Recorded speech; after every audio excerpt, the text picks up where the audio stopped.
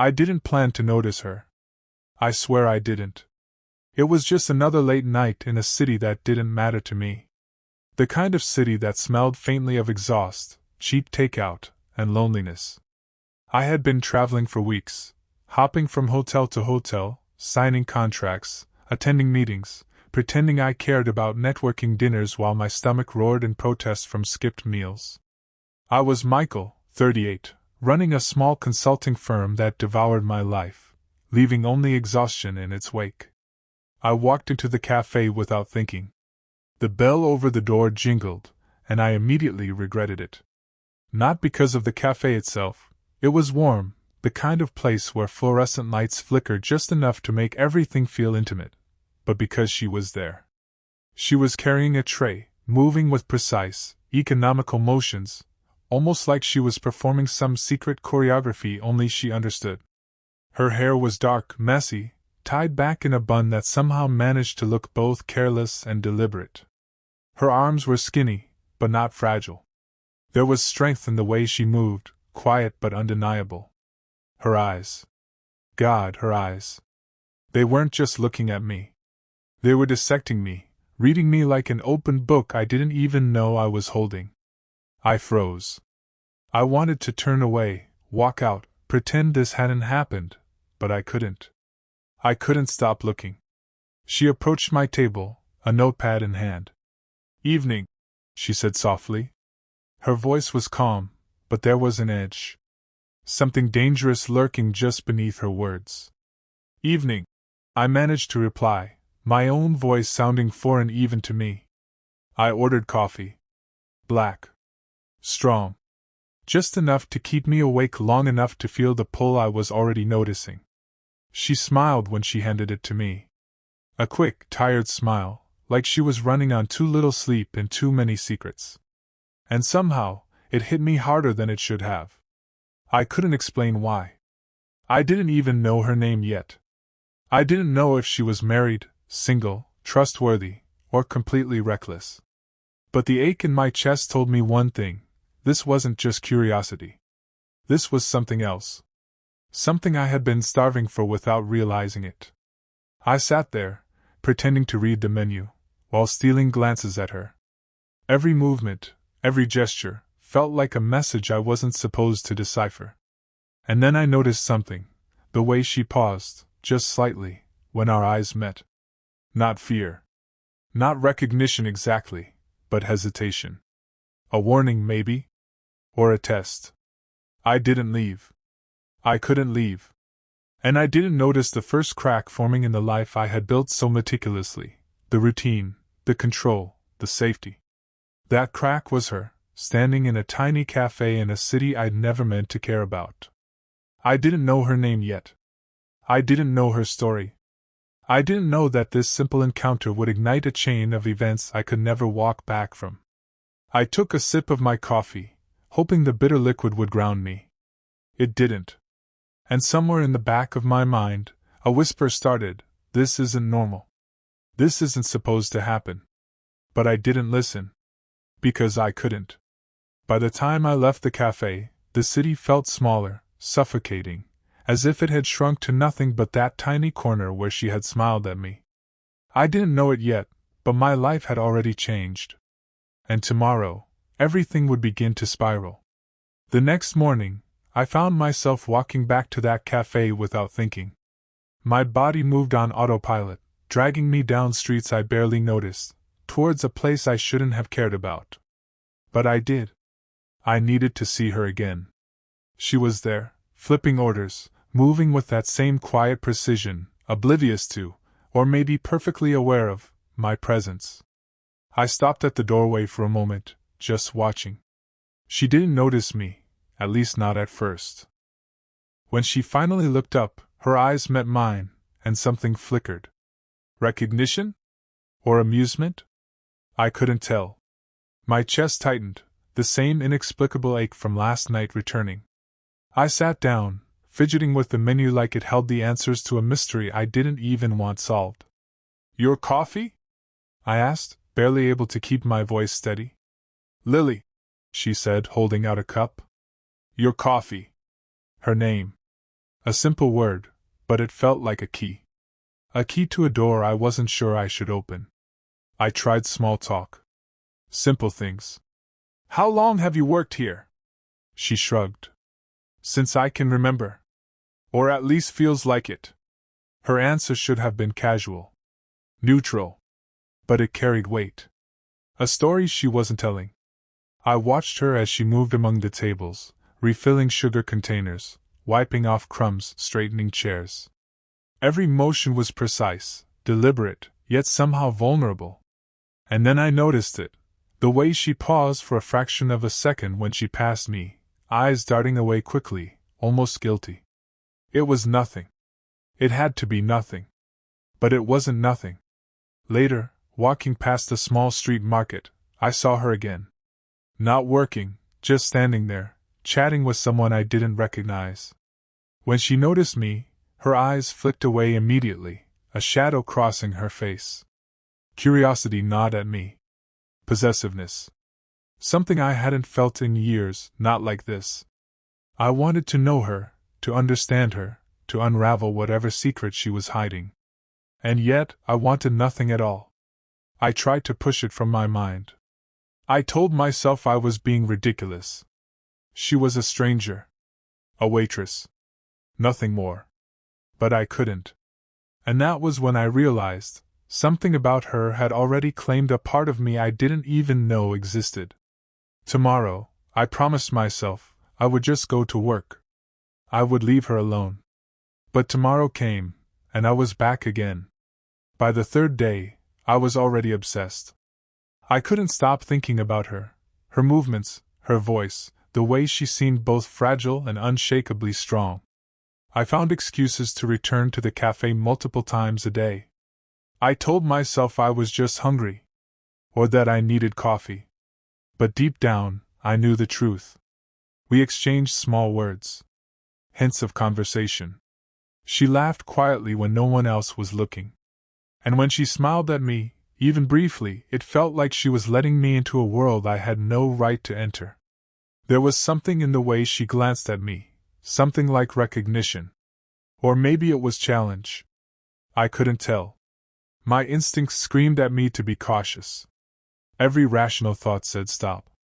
But desire drowned it out. That night, I lingered outside the cafe long after she left. I didn't follow her, at least not yet. I just wanted to feel her presence, the echo of her steps on the pavement, the scent of her hair carried by the cold wind. Why do you keep coming here? Her voice startled me. I hadn't even noticed she was standing there. I don't know, I said, my throat tight. She looked at me, eyes piercing. You don't even live here. I know, I muttered, feeling exposed. We walked aimlessly, silence wrapping us like a thin, dangerous blanket. And though she said nothing, I felt a story behind every hesitation, every glance. Something she wasn't telling me. Something she couldn't tell me. Lily began sharing fragments of her past. Nights she had gone hungry. A father she never met. A mother who had left her too soon. She spoke quietly, almost ashamedly, but I hung on every word. I wanted to help her. I wanted to protect her. But she refused. Every time I offered, her eyes flashed with that same dangerous edge, warning me to step back. And yet, each refusal drew me closer. Every secret she hinted at felt like a thread pulling me into her life. Then she mentioned a brother she never met. My chest tightened at that word. Something deep inside stirred, a vague, unexplainable unease. But I brushed it off. How could this stranger, this waitress, connect to me in such a personal way? I didn't know it yet, but that simple mention would plant a seed I couldn't ignore. One evening, I noticed a photograph sticking out of her jacket pocket as she reached for an order. A small, faded childhood photo. A little girl smiling beside a woman I thought I recognized. My stomach lurched. I didn't touch it. I didn't ask. But my curiosity became a vice, a whisper I couldn't silence. Later, I watched her hands shake slightly while serving me coffee. Her eyes darted around nervously. Was it because of me? Or something else entirely? I was becoming paranoid. Obsessed. And still, I couldn't stay away. We started meeting in secret. Quiet walks, brief conversations after her shift, avoiding crowded streets, cameras, the world. Every encounter was electric. Every laugh, every glance felt like fire on my skin. And yet, something was always wrong. She hinted at knowing things about me I had never shared. Things I had only whispered to myself. I laughed it off once. Pretended it was coincidence. Pretended it didn't scare me. But deep down, I knew it wasn't coincidence. Something about her knowledge, her presence, felt impossibly close to my own life. I started investigating. Quietly. Online. Public records. Anything that might explain who she was and why I couldn't stop thinking about her. She had a past, yes, but fragments of it felt familiar. Too familiar. Too close. And my fascination grew into an almost desperate need to understand. I told myself it was obsession, nothing more. But every time I left the cafe, I felt that pull, the invisible thread tying her to me in ways I couldn't explain. Lily made a mistake. She left a folded letter tucked into her jacket when she stepped away. My hand hovered over it, shaking. I shouldn't have looked. But I did. The handwriting was delicate, trembling, almost unreadable. It was addressed to me, though unsigned. I opened it slowly. My eyes skimmed the words, and my chest constricted. She knew things about me, about my family, about secrets I had buried long ago. I realized then that the web I had stepped into was far more complicated than attraction or infatuation. I confronted her the next day.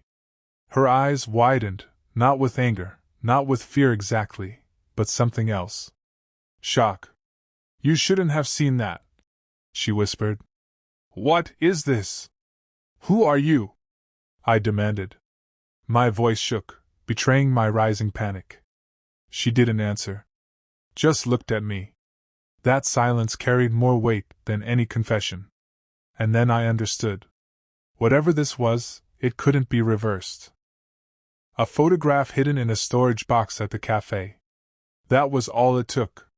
The moment I saw it, my heart stopped. The little girl in the photo, the smile, the eyes, it was her. No. No, it couldn't be. But every piece was falling into place. Every detail, every fleeting glance, every strange coincidence. I was staring at a truth I wasn't ready to face.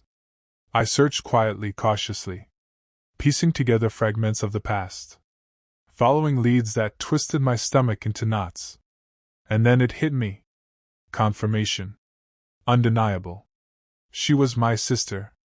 Half-sister. My mother had hidden her existence from me. My entire life, built on assumptions, suddenly shattered. Every boundary I had ever known, every moral line, every instinct about what was right, gone. And she, oblivious, stood in front of me, unknowingly dangerous. I couldn't speak. I couldn't breathe. Every instinct screamed to run. And yet, every part of me wanted to stay. To understand. To reach out. To feel her presence, even though it should have repelled me. She stepped closer. Her eyes searching mine. The world felt impossibly heavy, like gravity had doubled. I realized then that danger didn't just come from desire. It came from truth. From secrets long buried. From blood. I left. I ran.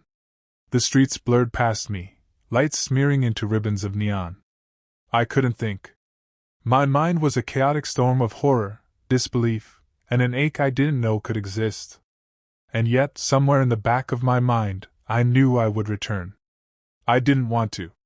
I shouldn't. But I had to. Some part of me needed to know her, even if that knowledge was poison. I confronted my mother. Questions, yelling, tears, accusations. Lies unraveled. Secrets spilled like wine on a white tablecloth. And the worst part? It had all been deliberate. Carefully hidden, protected, or punished, I didn't know which. But one truth was undeniable. Lily was real. and I could no longer pretend the world was simple, safe, predictable. I found her again. Cafe. Same corner. Same tired, haunted eyes. We didn't speak. Words were useless. Inadequate. I just stared. And for a moment I understood the weight of everything, the past, the lies, the collision of our lives. And the world moved on, indifferent. I didn't know what would happen next. But I knew that nothing could ever be the same.